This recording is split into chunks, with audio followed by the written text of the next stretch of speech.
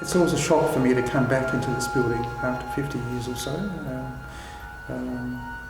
It brings back certain memories, some of which I'm not comfortable with. I tend to avoid Glenside campus these days. Initially it was called L Ward, but that got corrupted to Hell Ward, and later, of course, called Z Ward.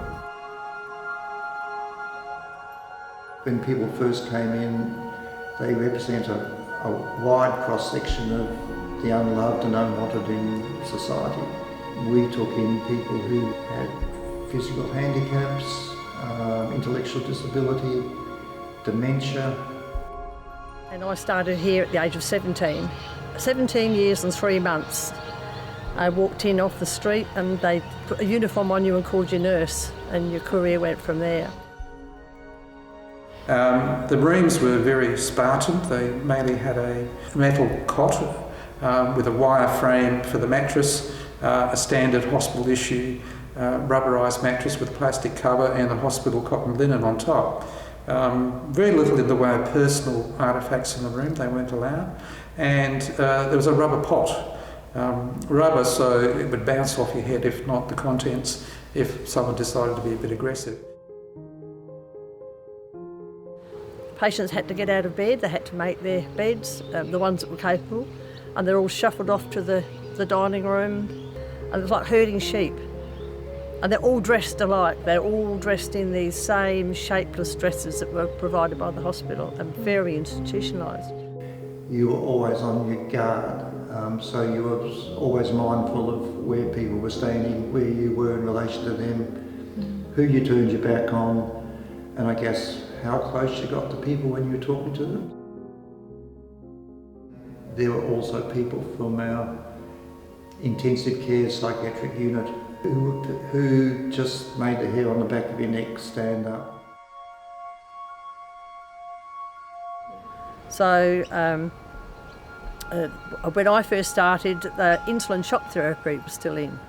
And insulin, if you've ever heard of insulin shock therapy, what they used to do, they used to overdose people with insulin, literally, put them to sleep into an induced coma, and then IV of glucose, and gradually wake them up.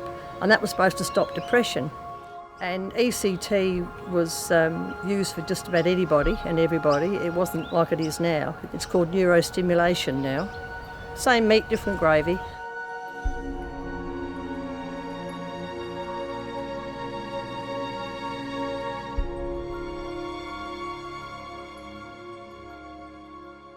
Yeah.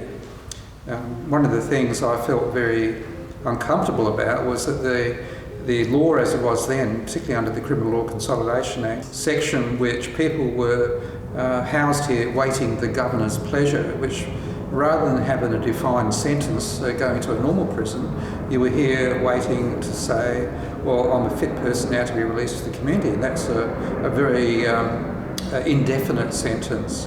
And I can remember one fellow who was here for 35 years and a mildly retarded man from Ceduna being convicted of manslaughter, that is accidental murder. What would be the sentence for that? A few years, I imagine. But he was here for that 35. And because of his mental impairment, was on the lower of the pecking order here and was subject to abuse, and he was the gopher to do everything. And but a lovely little fellow, no danger to anybody, but was here well up until it closed.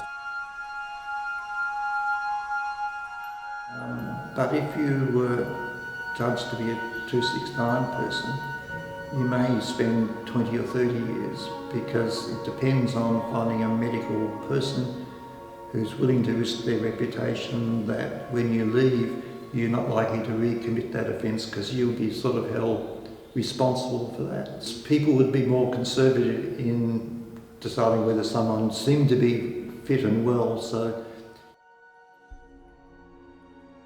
when people first came in, they represent a wide cross-section of the unloved and unwanted in society. So they weren't just mentally ill people. We took in people who had epilepsy and nothing else, who were deaf and dumb, had physical handicaps, intellectual disability, dementia, dying of cancer.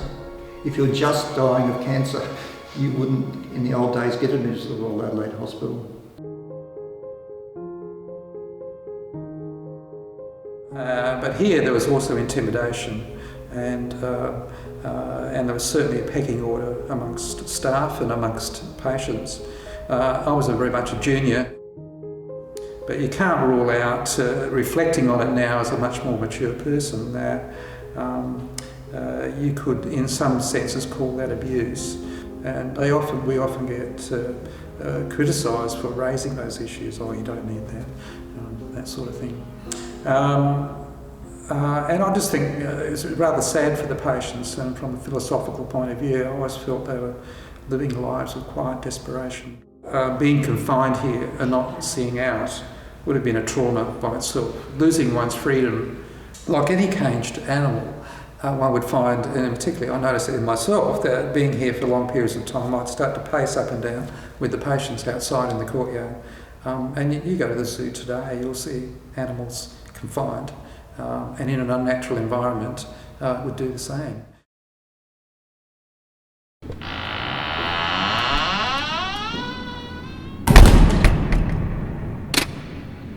And then in the 1950s, when antipsychotic medication was introduced, it appears from what we've been told that basically everyone got the antipsychotic medication, whether they merited it or not. So you either got a big swill or a small swill, and it was in liquid so that it couldn't be hidden under the tongue, etc. There was a certain element of people that used to use what they call the shaky hand dose. So there was medication that was a syrup, and then instead of pouring the amount, they'd have the shaky hand, so they'd deliberately give them a lot more than they should have done.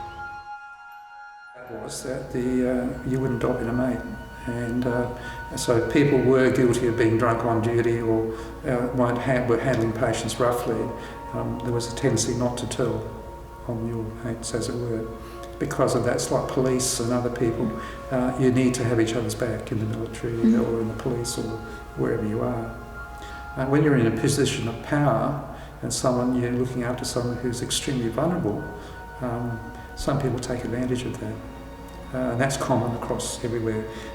All this child abuse you see in children's institutions. There's always people who will do that, and I guess that's what happens. There was one woman that spent her life here because she'd had a child out of wedlock, and she was declared morally insane. And she spent her whole life here, and her only thing she did was to have a child out of wedlock, and they become institutionalised, and they don't know a life outside this hospital. They'd end up spending their entire lives in this place, and there's nothing really wrong with them. Like somebody was a deaf mute, and no one knew that. They just thought he was mad, but all he was deaf and couldn't communicate, so he ended up in the asylum. Take 20 people away for a week, and we go to a holiday camp in Aldinga. But after a couple of days, you started to notice a few changes, and a little bit of talk. And after 5 days, there was normal conversation going across the table, and we just couldn't believe it. And then at the end of the week, they all got on the bus, and they're all obviously excited, where are we going now? And as soon as we drove through the grounds, it was like this unseen cloud descended on them, just as one. Everything changed. They just drooped and sat there, and they got off the bus and they shuffled back into this institution, which was the only home they ever knew. Yeah, 3/4 of the people in here were not criminally mentally insane. They were various categories of prisoners. So they included people who were intellectually disabled, who'd be at risk. And I quite like working with the unloved, unwashed people. Many of whom don't believe there's anything wrong with them, and if we just left them alone, they happily get on with their life.